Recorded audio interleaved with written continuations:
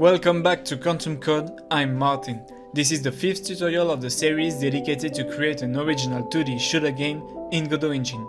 A link to the full playlist is in the description, check it out. In this tutorial, we will make the enemies created last time randomly spawn in time and space. So the player will have to face an infinite amount of enemies appearing at any time from everywhere. Here is a preview of the result. Awesome, now let's go straight into it. I made some new assets for this video tutorial, so you want to check if you are up to date. Just go to the assets folder, then if you have this file version 2 or higher, then you can go on, you are good to go.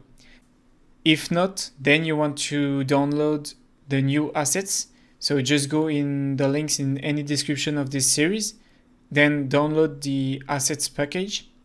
After that, you need to go in your project folder, take the assets folder and delete it. Don't worry, we will replace it. Then you take this package, copy it to your project folder, and you just need to extract it. And you're good to go. Now you're up to date. So first, let's delete those 4 enemies. We don't need those guys anymore, as we will spawn them randomly. Then let's create a child node of world, and it will simply be a node 2D. Let's call it enemy spawner. We will place it here. Let's say 140, it's enough, and 190. Yeah.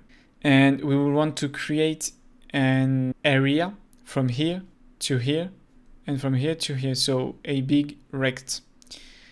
So we can just use the rules to estimate the length. So here we can say something like 1650, for example, or 1600.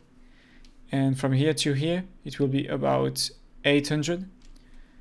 So now we want to attach a script to the node. We'll place it on the scripts folder. We need 2 consts for width and height.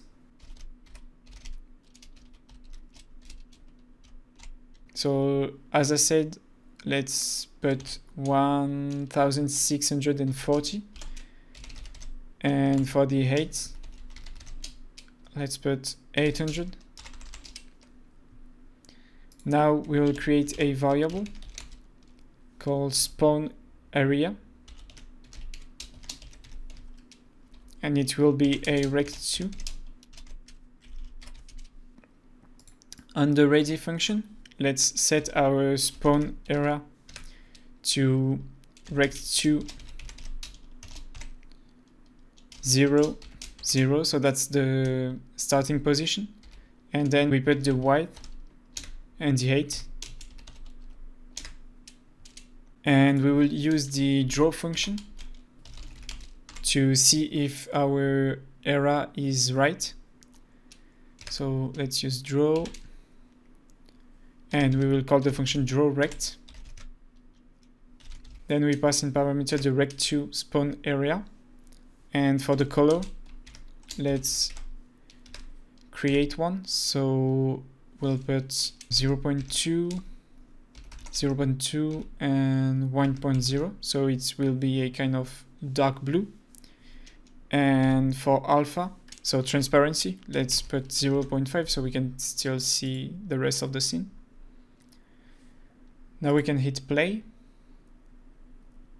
And as you can see, we have a rect where the enemy will spawn. So they will all spawn in this rect. We can extend it a little bit because remember, this wall is not the limit of the world. You can go behind it, so we can go a little bit further by here. So let's say 850, it should be good.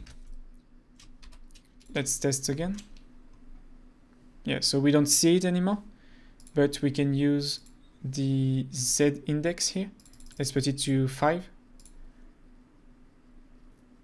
Okay, so we can see it will stop here, so it is good. Now we want to create some random points where the enemy will spawn. So let's create a function for that. We'll call it spawn enemy. For the moment, we will only create a random position and we will return it. So let's create a variable position. It will be a vector2. Then we will generate a random integer. So rand e, and we will use modulo to just put it back in our area. So let's use modulo with width, and rand e same but with height. Okay, so here we created a random position, but it is still a vector2 that is in the spawn area, thanks to those modulo with width and height. So we can return it. Now we will draw our positions. So let's do var radius equal 20. And for e in range 20, or even like 25, we will draw a circle at the position spawn enemy with the radius of 20. And for the color, let's create a new one. Or we can simply do color.red. Let's test this. Okay, so as you can see, we have 25 red points all in this blue square. So from here you can think it's all good. We generated random points, and so our enemies will spawn randomly on the map. But there is one problem. Just watch those 2 points. Then I will close and launch the game again. And watch this. They are at the exact same place. And that's the case for every point we generated. So that's just because we forgot one thing. In the ready function, we need to call randomize. This will create a new random seed. So each time we play, the points will be in another place.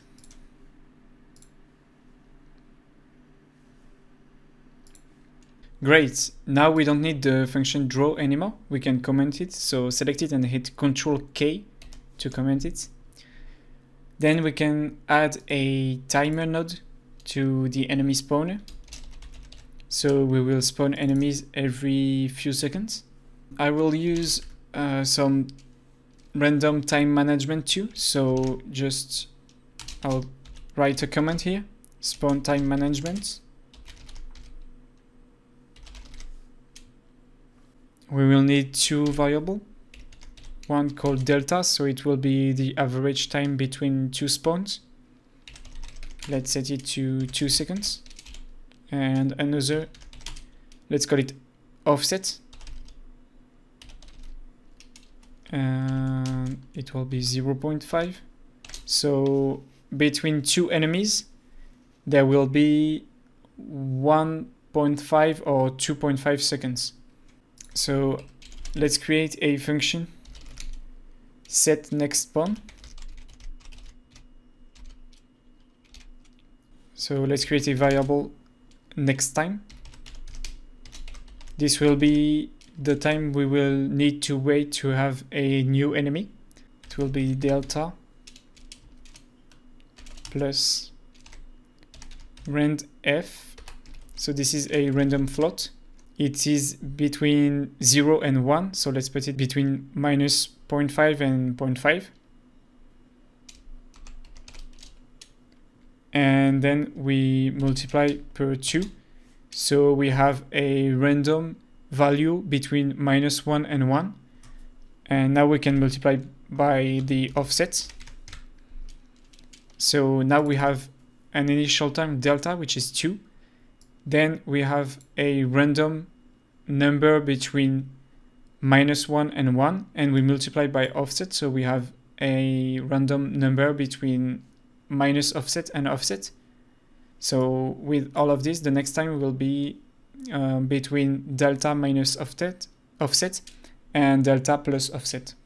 We're good. Now let's use the timer node. So we'll set the wait time to next time. And we will just start the timer. So timer.start. Now let's go on the timer node and we will connect timeout with our enemy spawner.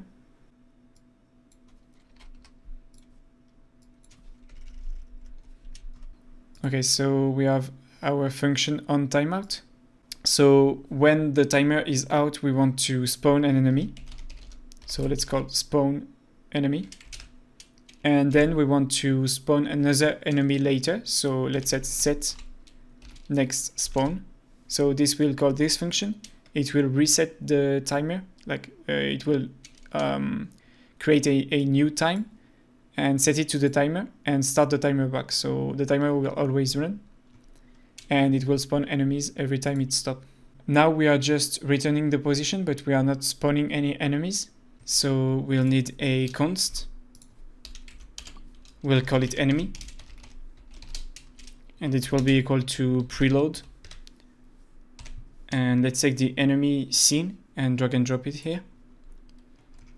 Now in our spawn enemy function, we want to spawn a new enemy.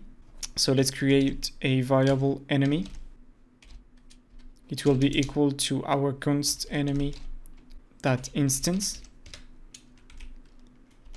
And let's set the enemy position to our random position. So let's do enemy.position equal position. And now we want to add the enemy as a child of the Y sort.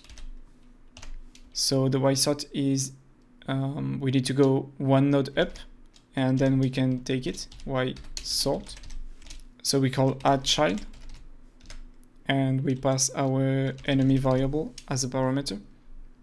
Okay, one last thing we need to do is to initiate the spawning process in the ready function.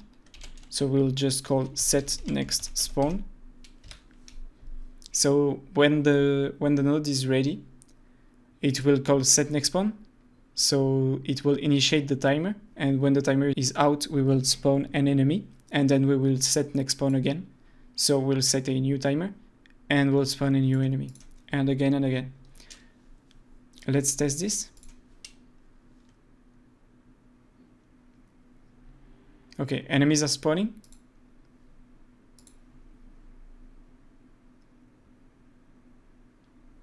But as you can see, sometimes they are spawning here. This is because in the script, we are setting the position, but the Y sort is still at position 0 and 0. So it will move the enemies from here to here. So we need to set the same position for the enemy spawner and the Y sort. So let's do 140 and 190. So now we have the same position. We just need to move the player back in the middle. And when we hit play, we will not have this problem again.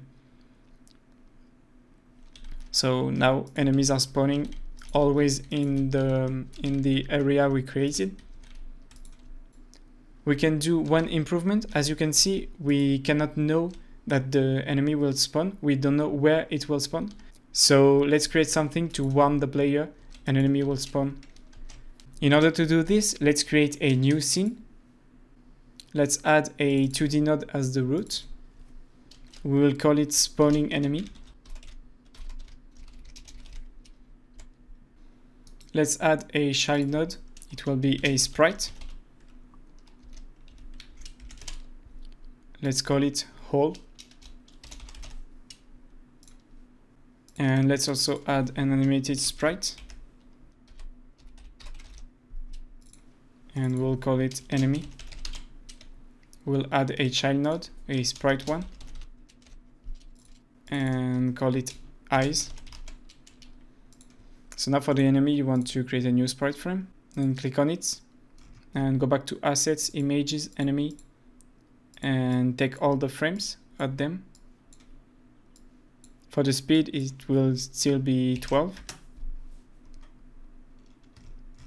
and you can hit playing. Let's add the eyes.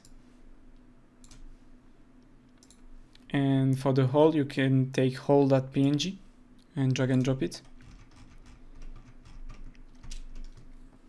Okay, now we want to create an animation so the enemy will be popping from the ground, like if he was jumping from a hole. So we will need to scale down the enemy, but we don't want to scale it down like that. We want to scale it down from this point. So we need to change the offset. Let's set it to 5 for the x-axis and minus 30 for the y-axis. Same for the eyes. 5 and minus 30.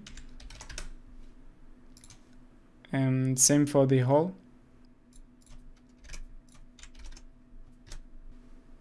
Okay, now we can create an animation player node. Let's create a new animation and call it spawn. Let's set the length to 1.8. I zoom it a little bit.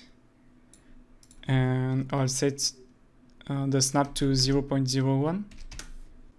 Okay, first of all, we don't want to see the enemy. So let's use the scale and the visibility. So we will scale it down to 0 and 0. And for the visibility, we'll select off. Same for the hole. We want it to not be visible at first. So let's use the scale.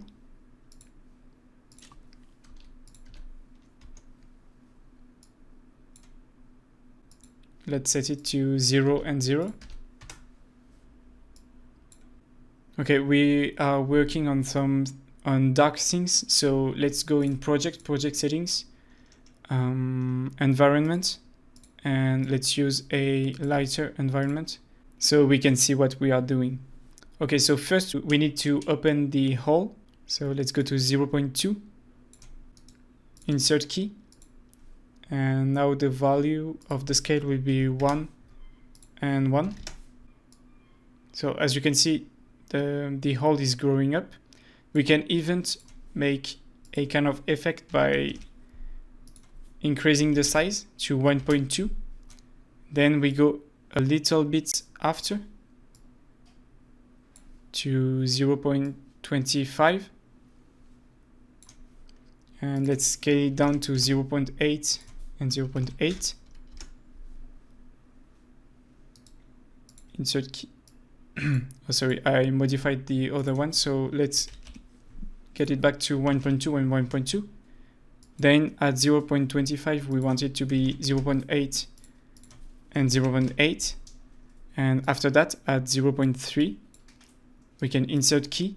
And this time it will be 1 and 1.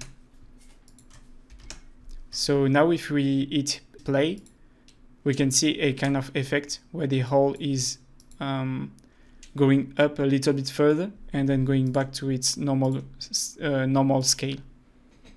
Now we want the hole to be at full size until something like 1.2. Then we can right click and insert key. So at 1.2 it will be still a size of 1 and 1. And then at the end of the animation, let's insert a key and select it. And this time it will be 0 and 0. So let's hit play. As you can see, it is growing up. And then after that, it closes. Okay, now we need to make the enemy appear. So let's go to something like 0.85. Insert key for the scale and visibility. So we will set it visible. And for the scale, let's set it to 0 on Y and 0.75 on X. Now we can go a little bit further at 0.97. Let's insert key for the scale. Set the X value to 1 and the Y value to 1.2. And same, we will make this cartoony effect. So we can go to 1.3, insert key, set the Y to 0.8, and then go to 1.09, insert key again, and this time the Y will be 1. Let's hit play. So as you can see, the enemy is spawning from the ground. So this is good. But we need our real enemy scene to be instantiated. So let's go to this point when the enemy is fully grown. We need to set it as invisible at this exact time, so we can replace it with the real enemy, which is our enemy scene. So let's first save the scene under scenes. And now let's go to spawning enemy, attach a script. Let's create a const for the enemy scene. Same way to preload, and we can take the enemy scene and drag and drop it. Let's create a function to spawn the enemy. So let's create a variable enemy, which is equal to our const enemy dot instance. So this node will be in the Y sort, this spawning enemy node. So we just need to get parent. So parent is the Y sort, and add child enemy. So again, the real enemy will be in the Y sort. Then we need to do enemy.position is equal to position. We don't need global position still here because the parent is the same for both nodes. And that's all for the moment. Let's save this. On the animation player node, then we need to add a track. It will be a call method track. Let's select spawning enemy. And at this exact same time, at 1.09, we will insert a key and select void spawn enemy. Set it at the time 1.09. Then at the end of the animation, we need to delete the spawning enemy node if we don't want to overload the memory. So let's go back in the script, create a function kill, and we will just queue3 and save. Now in the animation player node, we can add a new key for the functions. Let's select kill and set it at the end of the animation, so at 1.8. Okay, now let's go back to our world scene. Select the enemy spawner and go to the script. As you can see, we are spawning the enemy, and we don't want this now. We want to spawn the spawning enemy first, and then the spawning enemy will spawn the enemy actually. So let's select spawning enemy and drag and drop it. I forgot one thing on the spawning enemy. We need to select autoplay, so the animation will play on load. Then we can go in project settings and get the environment color back to a black color. Now we can test this, so let's hit play. And as you can see, there is a hole, and then the enemy is spawning from this hole. But there is still one issue. As you can see, the enemy is going under the hole, and that's not normal. The hole should be always under the enemy. So let's correct that. So we can select the hole node, and for the Z index, we can set it to -1. Let's test this again. Now the enemies are always in front of the hole, so this is better. Okay, that's all for this tutorial. So we made our enemy randomly spawn in time and in space. So that's really cool. We also made a funny hole with animation and some cartoony style, so the player can know when an enemy will spawn. On the next tutorial, we will create a cool effect on the enemy. So when we destroy it with a ball, he will disappear with a cool effect. So stay tuned if you want to see that.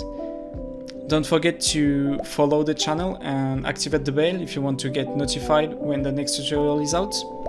Also, you can leave us any feedback or comments you have in the comment section. Any question you have, we will answer really quickly. and see you in the next episode.